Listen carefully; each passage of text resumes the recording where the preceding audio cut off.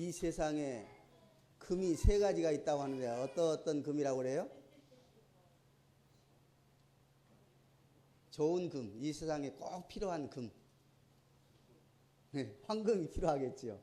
또 소금, 또 하나 지금. 그런데 요즘의 버전이 무엇인지 아세요? 현금, 입금, 지금. 현금을 지금 입금해 주셨으면 좋다. 그렇듯이. 예수님이 제자를 부를 때에 제자들이 예수님이 금을 주실라나? 그렇게 생각하고 예수님을 따랐을까요? 예, 그런 현실 문제가 아니라 정말 인생의 가치 문제를 다루는 그러한 문제였던 것을 알 수 있습니다. 예수님이 혼자 일하시지 아니하시고 제자들을 부르셨어요. 누가 제자일까요? 제자란 선생님의 가르침을 잘 받아서 그대로 순종하고 따르는 학생이 제자입니다. 그러니까 예수님의 제자라고 할 때에 예수님의 말씀, 예수님의 가르침을 그대로 받아서 그 말씀대로 행하고 순종하는 제자들이 참 제자다. 오늘 예수님이 여러분과 저를 제자로 부르셨습니다. 참 제자인지 확인해 보는 시간을 갖겠습니다. 정말 제자입니까? 금방 팬들은 많다고 그랬어요. 그러나 정말 제자는 적다는 사실. 내가 팬인지 제자인지 자신을 점검해 보십시다. 일단은 주님의 제자가 되려면 주님을 만나야 되겠죠. 그리고 주님의 말씀을 들어야 되겠죠. 그리고 그 말씀을 내가 따를 만한 가치가 있는지 생각해야 되겠죠. 따를 만한 가치가 있다면 모든 것을 버리고라도 따라야 되겠죠. 오늘 예수님이 본문에서 네 사람의 제자를 부르십니다. 첫 번째는 시몬. 이 시몬은 베드로지요. 그래서 베드로를 부르시고 그 형제 안드레를 불렀습니다. 또 좀 내려가니까 예수님이 누구를 만나요? 야고보를 만났죠. 야고보를 만나고 그 형제를 또 만납니다. 그 형제가 누구지요? 요한. 이렇게 해서 네 사람을 불러서 제자로 나를 따르라 그렇게 말씀했습니다. 16절 보세요. 16절 갈릴리 해변으로 지나가시다가 시몬과 그 형제 안드레가 바다에 금을 던지는 것을 보시니 그들은 뭘 하고 있었어요?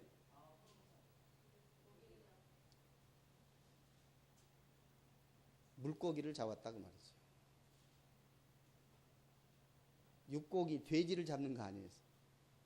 물에서, 강에서, 호수에서 물고기를 잡았어요. 고기를 잡았다고 했어요.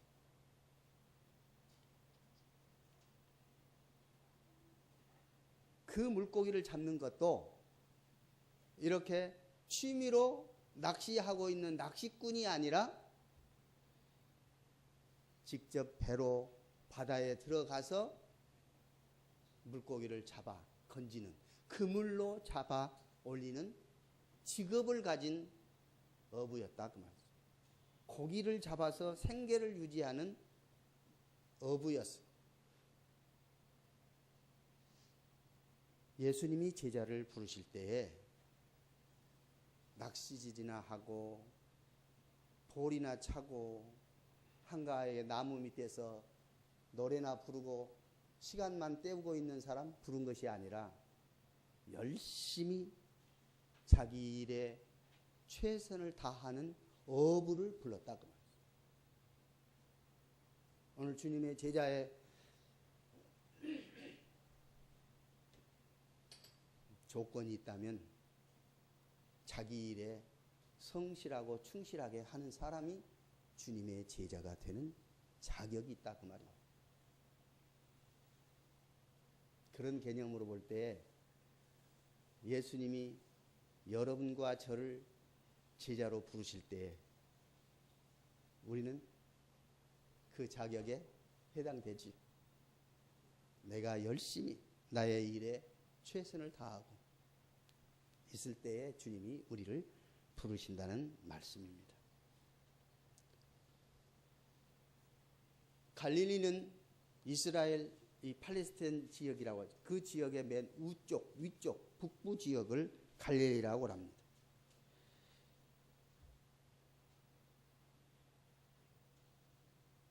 제자로 부름받은 사람들의 공통점은 한결같이 자기 일에 열중하는 사람들이었습니다.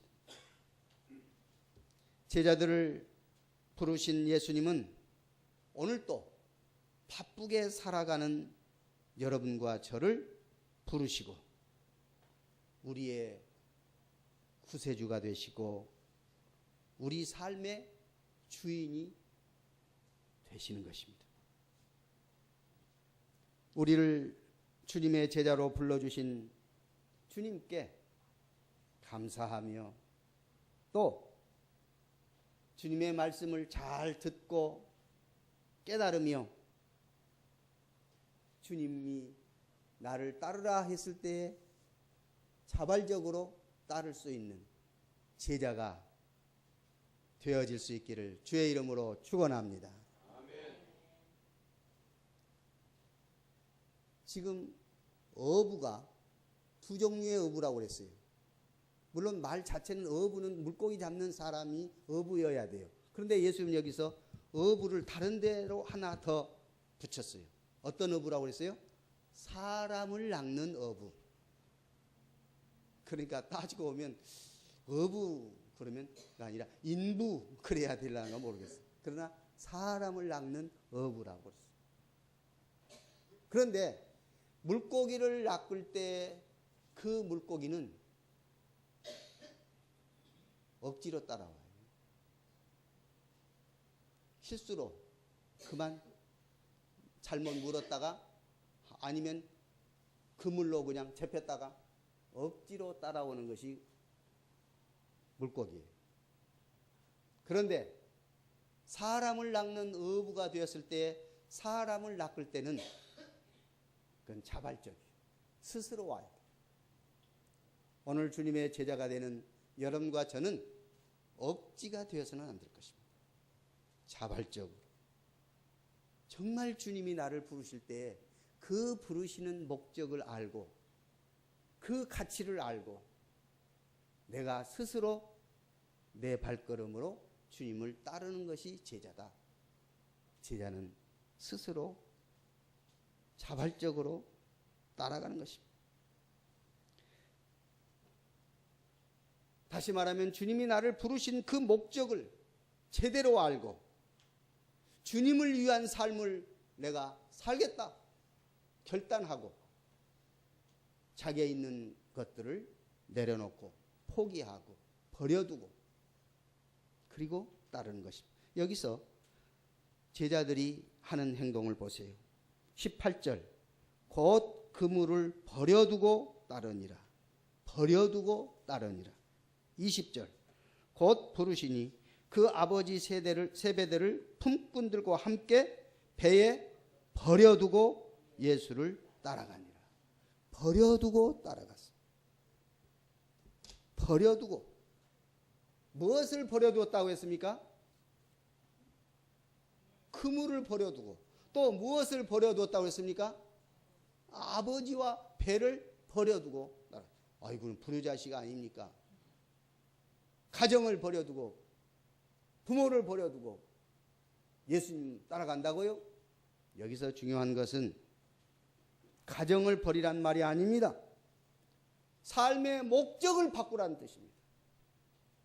삶의 목적을 바꾸고 그 목적에 맞게 살아간다. 이것이 제자라는 말이에요. 오늘 버리지 않고 삶의 목적을 바꾸지 않고 그저 그럭저럭 주님을 따라가면 되겠지. 제자 아닙니다. 그건 팬입니다.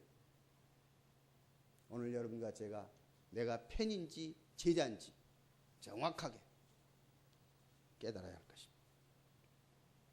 새로운 삶의 목적이 없이 새로운 방향 감각도 없이 그저 예수님을 따라간다면 분명히 그 사람은 열매 없는 삶을 살 것입니다. 그 사람은 능력 없는 삶을 살 것입니다. 그 사람은 소망 없는 삶을 살 것입니다. 주님은 이런 사람을 제자라고 말씀하지 않습니다. 물론 수없이 많은 사람들이 따를 때에 그들도 제자란 말을 한번 쓰시기는 했지만은 그러나 그것은 어디까지나 주님을 따르는 개념으로서의 제자였지 가치 있는 주님의 말씀을 삶에 적용하는 제자는 아니라는 것입니다. 여전히 물고기 잡는 목적을 가지고 살아간다면 예수님을 따르는 것이 아닙니다. 예수님을 따르는 길은 십자가의 길이요. 예수님을 따르는 길은 십자가를 지는 길이라는 말씀입니다. 사람 낚는 어부가 되기 위해서는 반드시 십자가의 길을 가야 할 것입니다. 자기에게 지워진 십자가를 져야 할 것입니다. 예수님은 여러분과 저를 무엇으로 낚았을까요? 지렁이로 낚았을까요?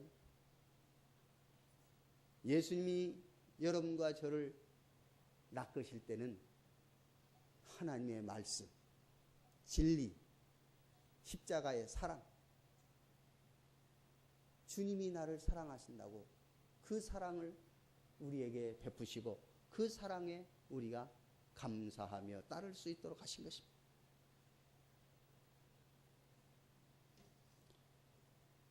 예수님이 제자를 부르셨습니다. 그리고는 분명한 목적을 제시하셨습니다. 사람을 낚는 어부가 되라고. 이것이 제자의 사명입니다. 제자의 사명은 사람을 낚는 어부인 것입니다.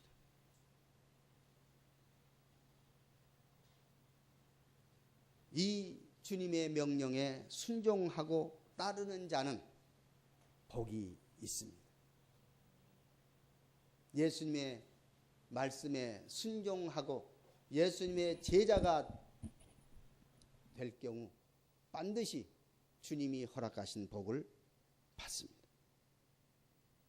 주님께서 제자로 부르실 때에 바르게 반응하고 주님의 말씀에 순종하는 사람은 복 있는 사람입니다.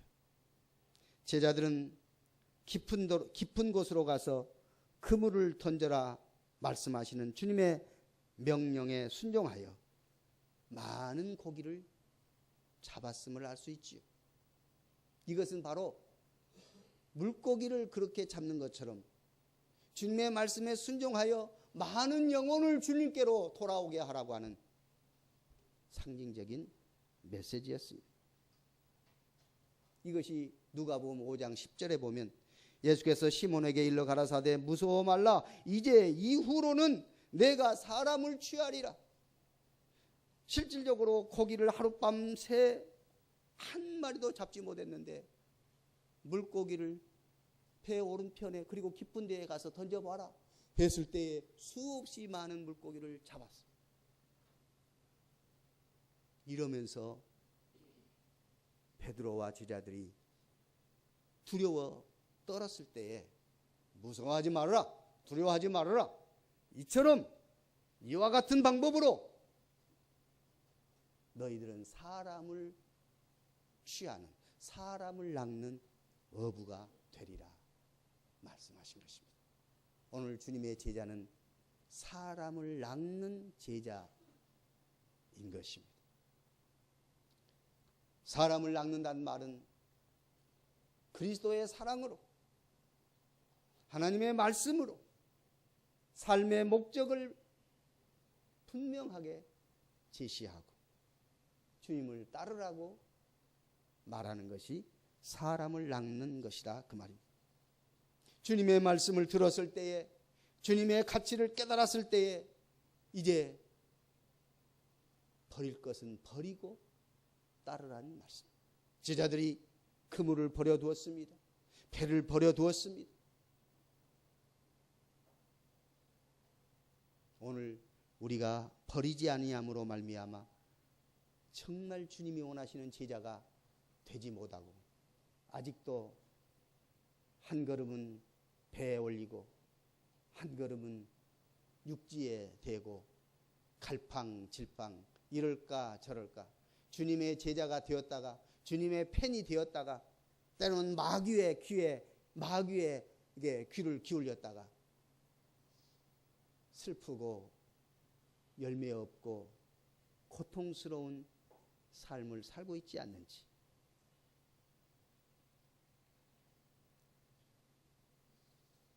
결단하라고 주님 말씀하십니다. 결단하라. 예수님을 열정적으로 따랐던 베드로, 그는 성령이 충만하여 주님을 열심히 증거하고 전파하는 제자가 되었던 것을 봅니다. 주님의 제자로 부름을 받은 여러분과 저도 이제 성령 충만함을 입고 사람 낚는 어부가 되어서 주님의 참 제자가 되어질 수 있기를 주의 이름으로 축복합니다. 하나님께서 함께 하시는 능력 안에서 믿음으로 승리하는 제자가 될 수 있기를 원합니다. 주님의 제자는 말로 되는 것이 아닙니다. 주님의 제자는 가치가 바꿔져야 됩니다. 가치관이 달라져야 되고 삶의 목적이 달라져야 돼요.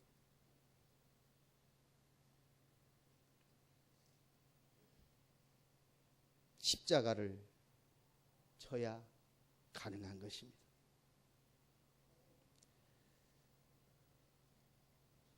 그래서 이제 제자들은 그물을 버려두고 배를 버려두고 예수님을 따랐다는 말씀입니다.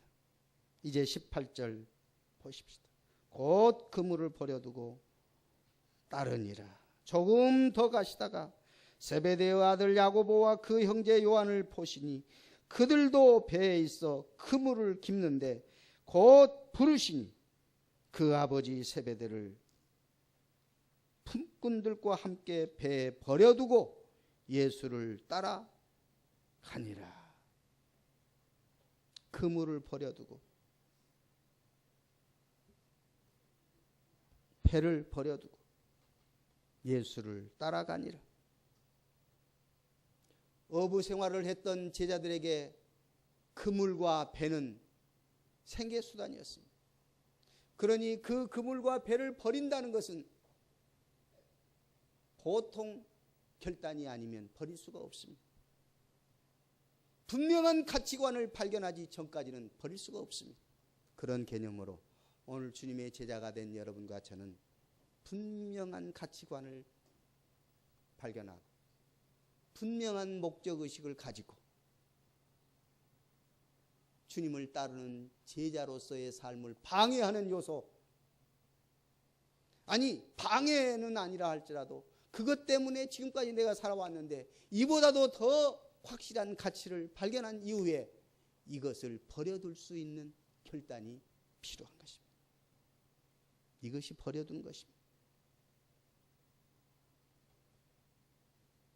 분명히 생활 수단의 중요한 도구였음에도 불구하고 그들은 주님을 따르기로 결심한 후에 이 소중한 것들을 버려둘 수가 있었습니다. 이것들을 포기할 수가 있었습니다. 주님을 위한 삶, 그 새로운 목적을 위해서 이전의 삶을 버릴 수 있는, 포기할 수 있는 그런 결단이 제자의 삶인 것입니다. 예수님의 제자인 여러분과 저는 주님 앞에서 이제 바른 결단을 할 수 있기를 주의 이름으로 축원합니다. 바른 결단이 없이는 주님의 제자가 될 수가 없습니다. 예수님은 자기 소유를 버리지 아니하면 예수님의 제자가 될 수 없다고 누가복음 14장에 말씀하셨습니다. 오늘 자기 소유가 뭐냐? 바로 그물이요, 배요, 지금까지 내가 간직했던 나의 삶의 가치였습니다. 그러나 주님의 가치, 영생의 가치, 확고한 삶의 목적을 발견한 이후에 과거의 것들을 같이 가지고 가려고 하지 말고 과거에 있는 것은 과감하게 버려두고 포기하고 주님이 부르시는 부름의 상을 위하여 주님의 삶의 가치를 확고하게 제시해 주시는 그 목적을 향하여 발걸음을 향할 때에 그 제자가 복 있는 제자요, 그 제자가 열매 맺는 제자요, 그 제자가 세상을 바꾸는 제자가 될 것입니다. 오늘 여러분과 제가 주님이 너는 나의 제자인가 물으실 때에 예, 제가 주님의 제자입니다. 분명하게 말할 수 있고 그래서 나의 가치관이 달라지고 이제는 나의 소유를 버릴 수 있는 그동안 내가 귀하게 생각했던 것도 주님이 말씀하신 그 말씀에 비춰볼 때 상대화시키고 예수님의 절대화를 시킬 수 있기를 힘쓰는 주님의 제자 다 되어질 수 있기를 원합니다. 우리는 하나님 나라의 백성으로서 분명히 하나님 나라 백성답게 살아갑시다. 우리는 이 세상에 살고 있지만 그러나 동시에 어디에 소속이라고 했습니까? 하나님 나라의 소속입니다. 그러니 우리는 이제 이 세상에 살면서도 우리의 가치관은 하나님 나라의 가치관을 가지고 살아야 할 것입니다. 이것이 제자입니다. 주님께서 우리를 붙잡아 주실 때에 모든 세상적인 죄악들을 다 내려놓고 그리고 사탄과 죄악과 이런 세상적인 요소들을 극복하고 승리하여 하나님께 더 쓰임받고 하나님이 함께 하시는 복된 제자들 여러분과 제가 될 수 있기를 원합니다. 바울은 그리스도를 얻기 위하여 모든 것을 해로 여겼다고 빌립보서 3장 8절에 말씀했습니다. 그리스도를 얻기 위하여 모든 것을 해로 여길 수가 있었다는 말입니다. 예수 그리스도가 삶의 전부라고 고백할 수 있는 사람은 복된 사람. 왜냐하면 주님이 나의 전부일 때 주님이 나의 모든 필요를 다 채워주시고 해결해 주시는 것을 믿기 때문에 그리고 체험하기 때문에 복 있는 사람입니다. 그래서 예수님은 마태복음 6장에 뭐라고 했죠? 먼저 주의 나라와 주의 의를 구하라. 그리하면 이 모든 것을 너에게 더하시리라고 약속하셨습니다.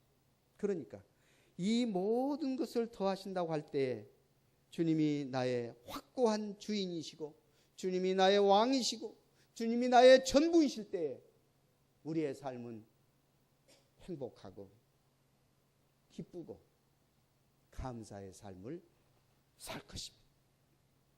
예수님이 나의 주인일 때에 예수님이 우리를 향하여서 목표하는 바 그 목표가 이루어지고 있다는 사실입니다. 주님이 나에게 평안을 주십니다. 기쁨을 주십니다. 위로를 주십니다. 치료해 주십니다. 이런 은혜가 있을지어다. 이런 삶이 제자들의 삶임을 깨닫고 우리 모두 주님이 나를 제자로 부르실 때에 감사함으로 순종함으로 십자가를 지며 주님을 따를 수 있어야 할 것입니다.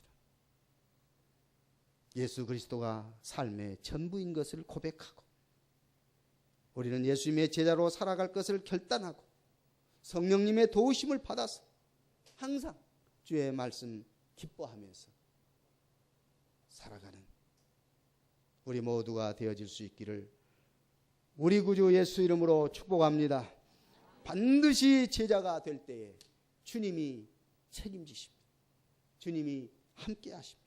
주님이 역사하십니다. 복된 삶을 살게 되는 것입니다. 이제 예수님이 내 제자를 먼저 부르시고 그들과 함께 하시면서 그들의 모든 필요를 다 허락하시고 그 나머지 8명의 제자를 또 불러 가시는 모습을 보게 되는 것입니다. 제자들이 예수님의 제자가 되어가지고 후회했다는 말 들어봤습니까? 십자가를 지면서 어떨 때는 고통스럽고 힘든 삶을 살아갈 때도 주님이 나와 함께 하심으로 감사하다고.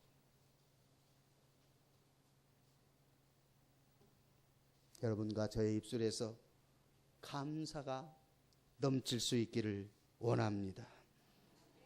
나 감사하는 것이 내 삶의 가장 핵심으로 제자로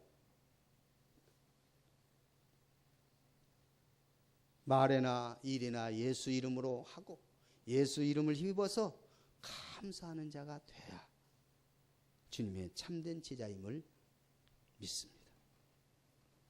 나의 삶과 나의 모든 가치가 예수 안에서 아름답게 변화될 수 있기를 우리 주 예수 이름으로 축원합니다. 고마우신 하나님 아버지, 나를 제자로 부르실 때에 나의 삶의 가치와 나의 삶의 모든 것이 주님 안에서 바꾸어지게 하여 주시고 이제는 주님이 말씀하신 그 말씀을 따라 순종할 때에 우리에게 평안도 기쁨도 위로도 치료도 온전히 이루어지게 하여 주시고 복된 삶을 누리게 해 주심을 믿사옵고 하늘의 신령한 복과 땅의 기름진 복으로 채워지는 제자의 삶을 살게 하여 주옵소서. 오늘도 큰 은혜와 기쁨을 은혜로 더하심을 감사하오며 우리 구주 예수 이름으로 기도하옵나이다. 아멘.